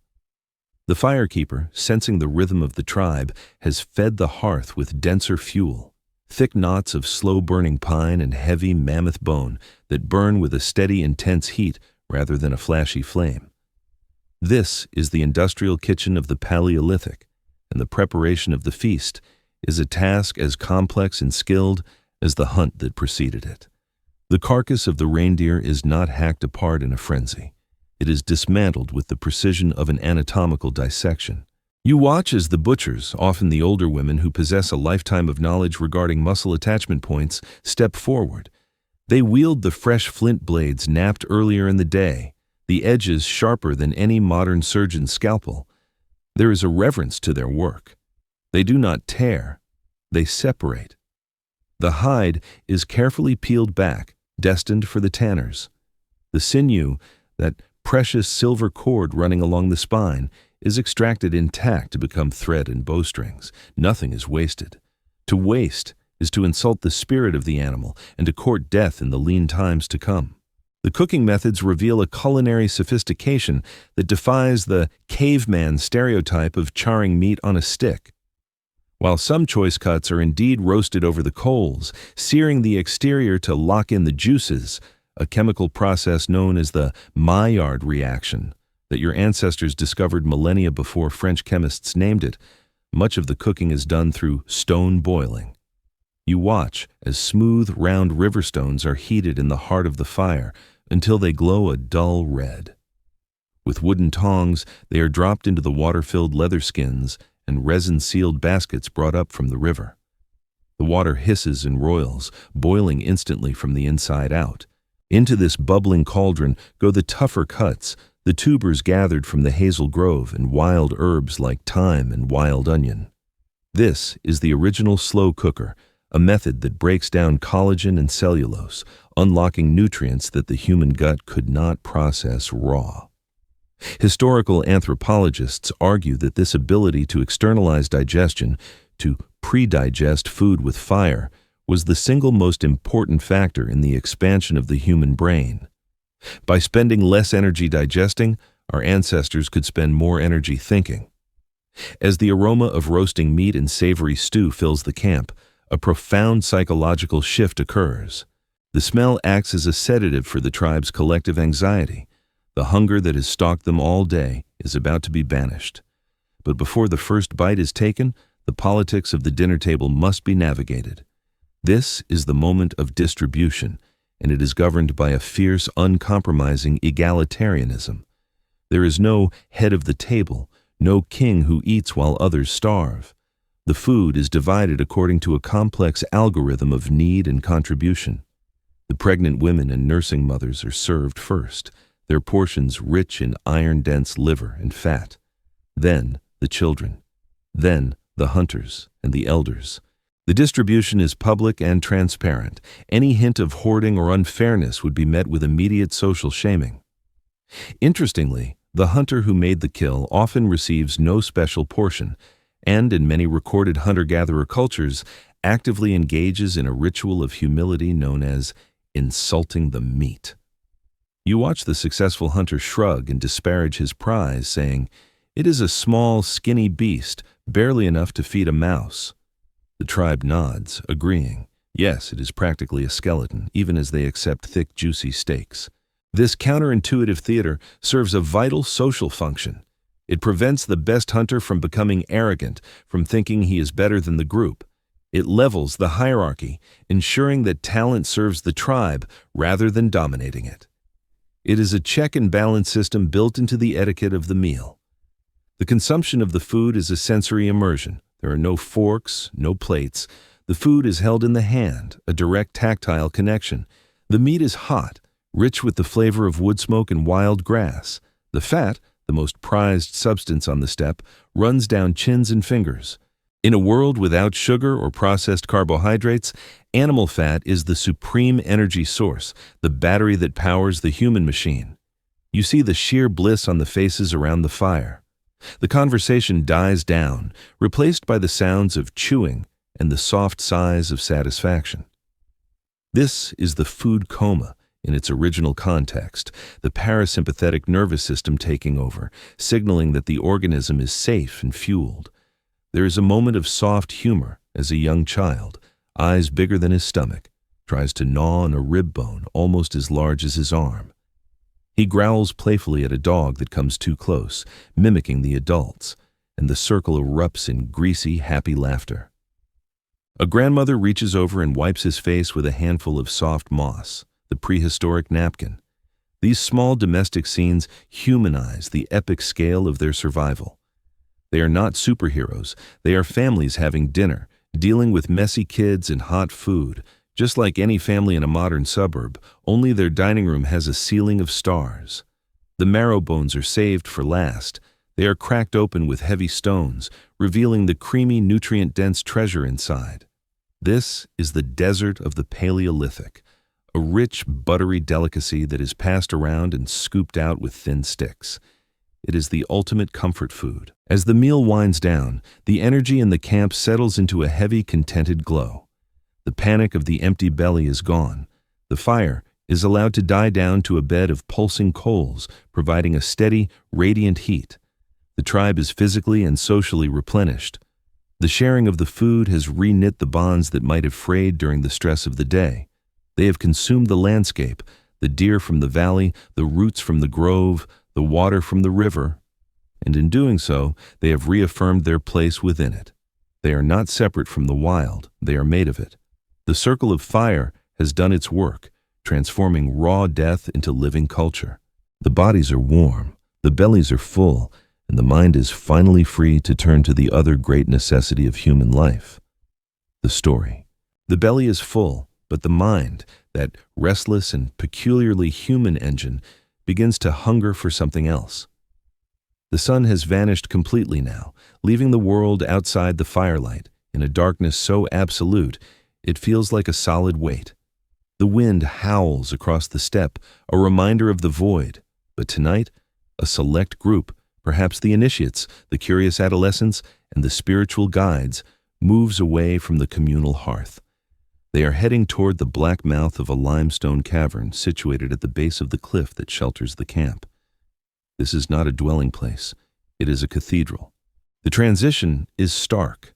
The smell of roast meat and wood smoke is replaced by the mineral scent of whetstone, bat guano, and the timeless, sterile breath of the earth itself.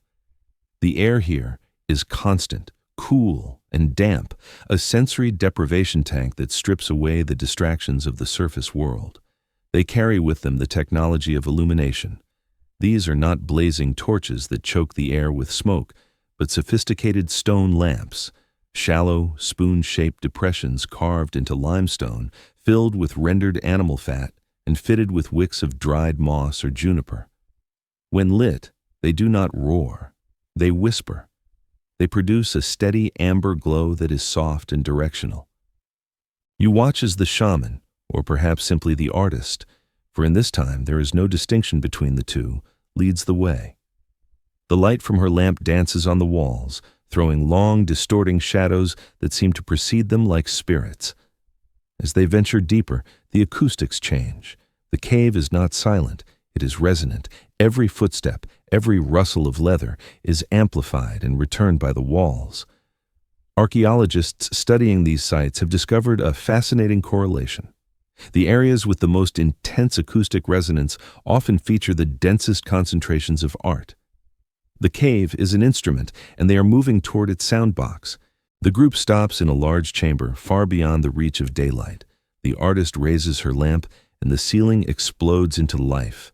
To the modern eye, seen under the flat white glare of electric floodlights, cave paintings can look static, a bison here, a horse there.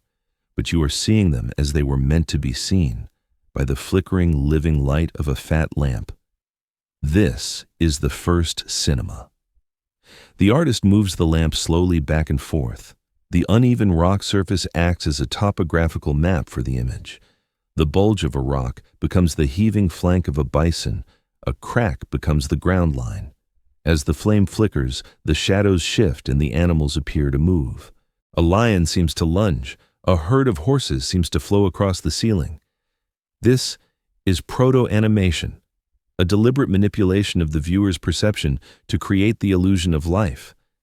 The initiates gasp, their eyes wide. They are not looking at a picture of a bison. In this flickering twilight, they are in the presence of the spirit of the bison. The artist prepares to add to this gallery. She does not use a brush. She takes a piece of red ochre, hematite that has been ground into a fine dust and mixed with saliva and animal fat in a hollow bone. She places her hand against the cold wall, spreading her fingers wide. She takes a mouthful of the pigment mixture, a gritty, metallic-tasting paint, and blows it sharply over her hand. It is a technique of negative space spray painting. When she pulls her hand away, a ghostly silhouette remains, surrounded by a halo of red.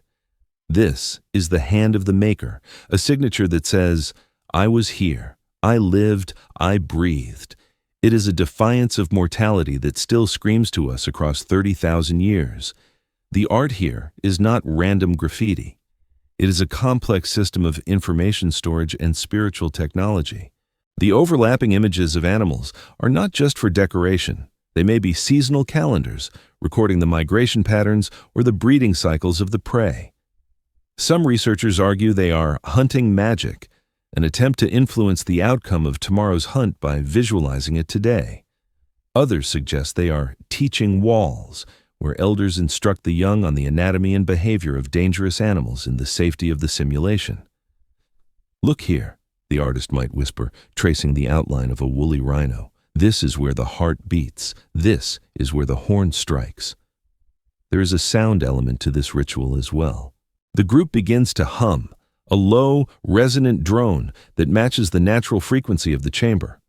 The sound vibrates in their chests, creating an altered state of consciousness without the need for drugs. It is a sonic driving, a trance-inducing technique that blurs the line between the self and the group, the human and the animal. In the flickering light, amidst the droning sound, the painted eyes of the lions seem to glow. The fear of the predator is confronted here, in the dark, and mastered. By capturing the image of the beast, they capture a piece of its power. You notice the artist is using a scaffolding of fallen tree trunks to reach the high ceiling. This is an engineering project. The preparation of the pigments, heating ochre to change its color from yellow to red, mixing charcoal for black, requires distinct chemical knowledge. This is not the work of a brute idling away a rainy afternoon. It is the work of a professional dedicated to the spiritual infrastructure of the tribe. The art is a public utility as essential as the water supply. Soft humor finds a way in, even here. The artist hands the bone pipe to a young boy, encouraging him to try. He takes a deep breath, blows, and ends up coughing in a cloud of red dust, his face smeared like a tragic clown. A ripple of suppressed giggles moves through the group. The artist wipes his face with a thumb, smiling. It is a reminder that the sacred and the silly are neighbors in the human heart. The mistake is not punished, it is part of the learning. He tries again, this time leaving a small, blurry handprint next to the large, sharp one of the master. He looks at it, awestruck. He has left his mark on eternity. As the lamps burn low, the air in the cave grows heavy with carbon dioxide and smoke, contributing to the dreamlike state. It is time to leave. They do not turn their backs on the spirits. They back away, lowering the lamps. The animals fade back into the stone, sleeping until the next light wakes them. The journey back to the surface is a rebirth. Emerging from the narrow birthing canal of the cave mouth, the night air of the steppe feels shockingly expansive, the stars overhead, a different kind of ceiling, infinite and cold. They return to the fire, not just as people who have seen pictures, but as people who have touched the other side. They carry the shadows on stone in their minds, a shared hallucination that binds them together. They know who they are now. They are the people of the bison, the people of the hand. The art has done its job. It has taken the chaos of the natural world and ordered it, giving it meaning and narrative.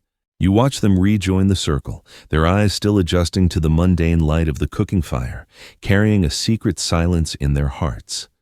They have been to the cinema of the soul, and the show has just ended. The spiritual electricity of the cave slowly dissipates, grounding itself back into the earth as the group settles once more around the central hearth. The fire is no longer the roaring industrial furnace of the cooking hour. It has been banked down to a bed of glowing coals that pulse like a slow heartbeat, casting a deep amber light that softens every face. This is the golden hour of the Paleolithic social life. The bellies are full, the work is done, and the darkness presses in close. It is time for the oral archive to open. In a world without written words, the library is flesh and blood. The books are the elders, and the reading lamp is the fire. You watch as the tribe arranges itself into a listening formation, a natural amphitheater of furs and bodies. The children, fighting sleep, crawl into the laps of their parents, their eyes heavy but wide with anticipation. They know that what happens next is the best part of being alive. A hush falls over the circle, not of fear, but of readiness. From the shadows, a sound emerges, thin, haunting, and incredibly complex. It is a melody played on a flute carved from the radius bone of a griffin vulture. This instrument, discovered by archaeologists in the caves of the Swabian Jura and dated to over 40,000 years ago, is a testament to the fact that humans were musicians long before they were farmers. The sound is breathy and bird-like, climbing scales that are pentatonic, familiar to your modern ear, yet undeniably ancient. The flutist, a young woman with eyes closed, sways slightly, pouring her breath into the hollow bone. She is joined by a rhythmic percussion, not a drum, but the slapping of hands against chests and thighs, a body percussion that mimics the gait of a running horse. This is the soundtrack of the Pleistocene, a sonic glue that synchronizes the heart rates of everyone in the circle. Then, the storyteller speaks. He is an older man, perhaps the brother of the firekeeper, with a voice that sounds like gravel rolling in a riverbed. He does not merely recite, he performs. He stands up, his shadow stretching long and distorted against the tent walls. He begins the story of the boy who stole the fire from the sun. To the modern listener, it sounds like a myth, but to the tribe, it is a technical manual wrapped in a metaphor. As he describes the boy's journey, he details the landmarks: the mountain that smokes, a distant volcano; the river that twists like a snake, a safe navigational route; and the forest of the bitter berries, a toxic botanical zone. The children are not just being entertained, they are downloading a survival map into their hippocampus. They are learning where to go and what to avoid, encoded in a narrative that is easier to remember than a dry list of coordinates. Scholars of oral tradition note that these stories can preserve information for millennia. Aboriginal Australian oral histories, for instance, accurately describe sea level rises that happened 7,000 years ago. The storyteller is a living hard drive. He shifts his tone, lowering his voice to a conspiratorial whisper as he introduces the antagonist, the trickster fox. The fox is clever but lazy, always trying to steal food instead of hunting. The storyteller mimics the fox's voice, a high, whining nasal plead, and the children erupt in giggles. Even the stoic hunters crack a smile. "Oh, just one little bite of your liver, please," the fox whines in the story. It is a lesson in social ethics. Don't be a leech. Don't be the fox. The humor softens the moral instruction, making the medicine of social norms taste sweet. But the stories also grapple with the profound. He tells of the great white bear that sleeps in the north, the ice sheet. He speaks of the time when the land was different, when the herds were thicker. This is history. It connects the current generation to the ancestors who walked before them. You see a teenager, the one who struggled with the stone napping earlier, watching the storyteller with intense focus. He is realizing that his struggle is part of a larger story, that his failure today is just a plot point in his own hero's journey. The story validates his experience, giving him the courage to try again tomorrow. The music swells again, the flute joined by the rhythmic clicking of two stones together. The sound is hypnotic. It induces a state of communal flow, where the boundaries between individuals seem to dissolve. You feel it too, a sense of belonging that is rare in the fragmented modern world. You are not an individual fighting the cold. You are part of the tribe, an eternal thing that has survived ice ages and cataclysms. The storyteller's voice rises to a crescendo, describing the triumph of the boy, the lighting of the first fire, and then, slowly, gradually, drops to a whisper. "And that is why," he murmurs, pointing to the glowing embers before them, "we feed the fire, for the fire is the piece of the sun that lives with us." The ending is met with a soft, collective exhale. There is no applause, just a satisfied silence. The children are asleep now, slumped against their mothers, their dreams already populated by the characters they have just met. The storyteller sits down, looking ordinary again, just an old man rubbing his tired knees. But the air around him is charged. He has performed the essential human act, making sense of the chaos. The night is fully established now. The temperature has dropped further, and the wind is picking up, rattling the leather flaps of the tents. But inside the circle, the mood is heavy and warm. The oral archive has been opened, the files updated, and the system saved. The culture is secure for another night. The flute player wipes her instrument and tucks it into her tunic. The parents begin to shift, preparing to move the sleeping children to the tents. The entertainment is over, but the feeling of connection lingers. It is a reminder that before we had Netflix, we had each other, and the stories were better because we were in them. The camp begins the final transition from the communal mind to the private world of sleep, guided by the fading echoes of the vulture bone flute. The final embers of the storytelling fire crackle and pop, sending a shower of orange sparks drifting up toward the Milky Way, a river of souls in the sky that mirrors the flow of life on the ground.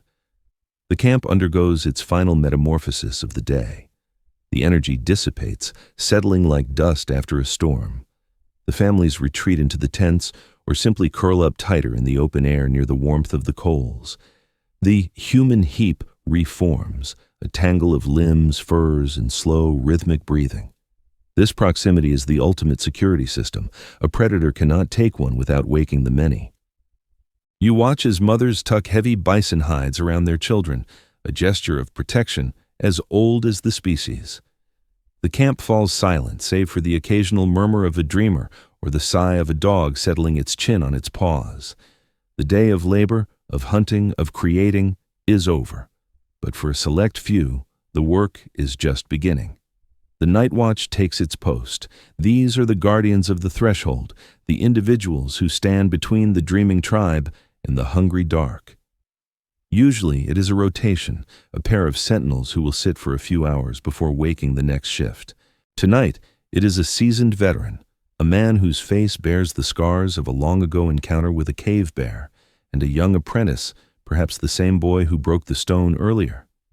They sit back to back near the perimeter, eyes scanning the void. This is not a passive waiting.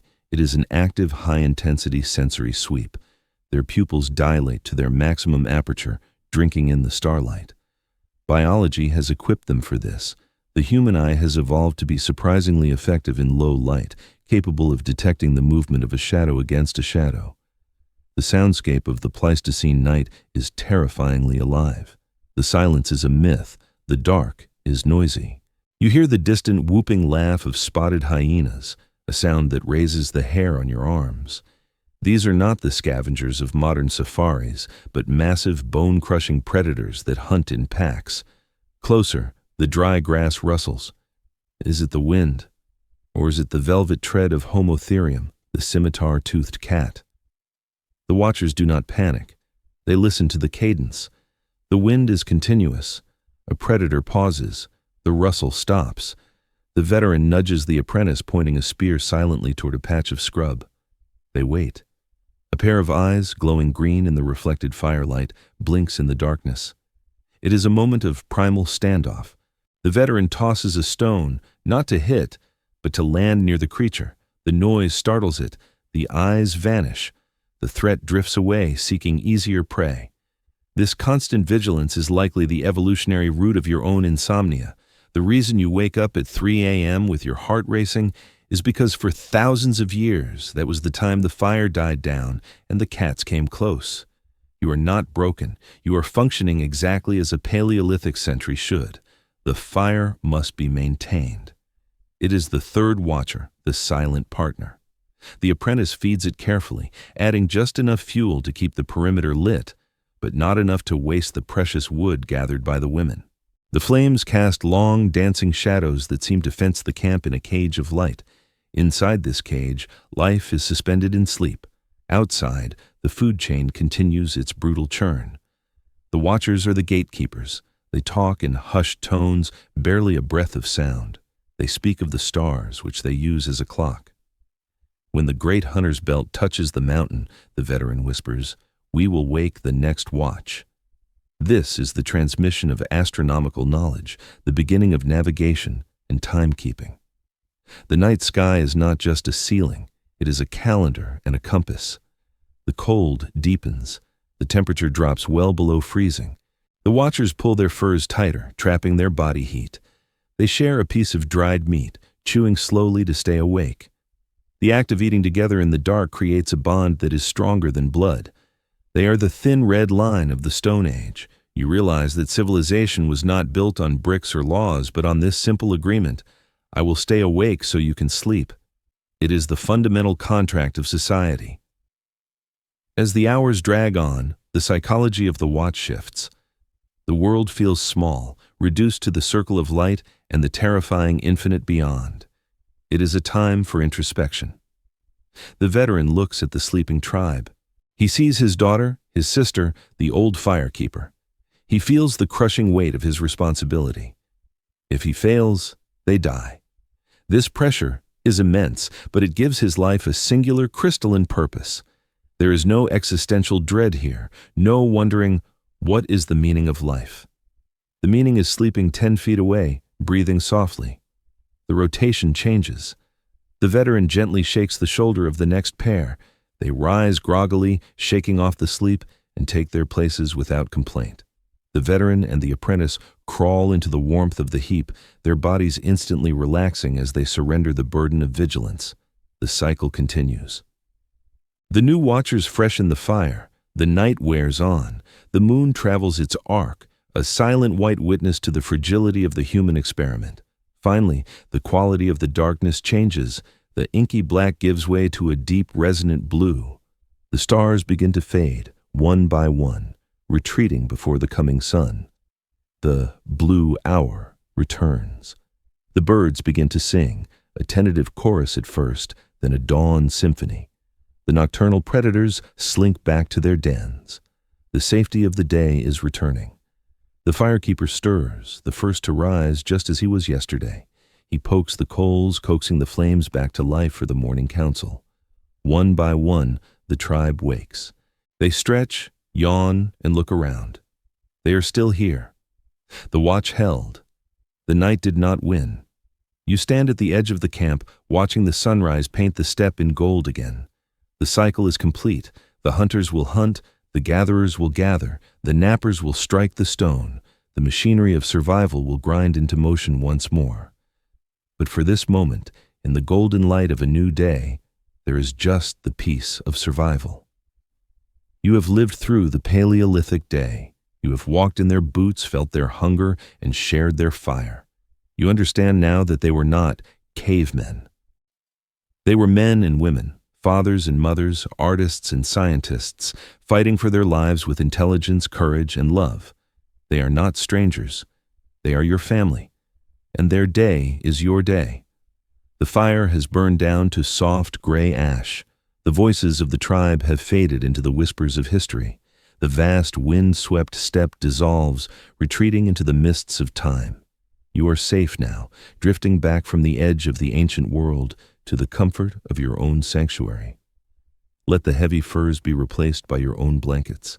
Let the hard ground soften into your mattress. Take a deep breath. Feel the air filling your lungs, not the biting cold of the ice age, but the gentle, still air of your own room. You have walked a long way today.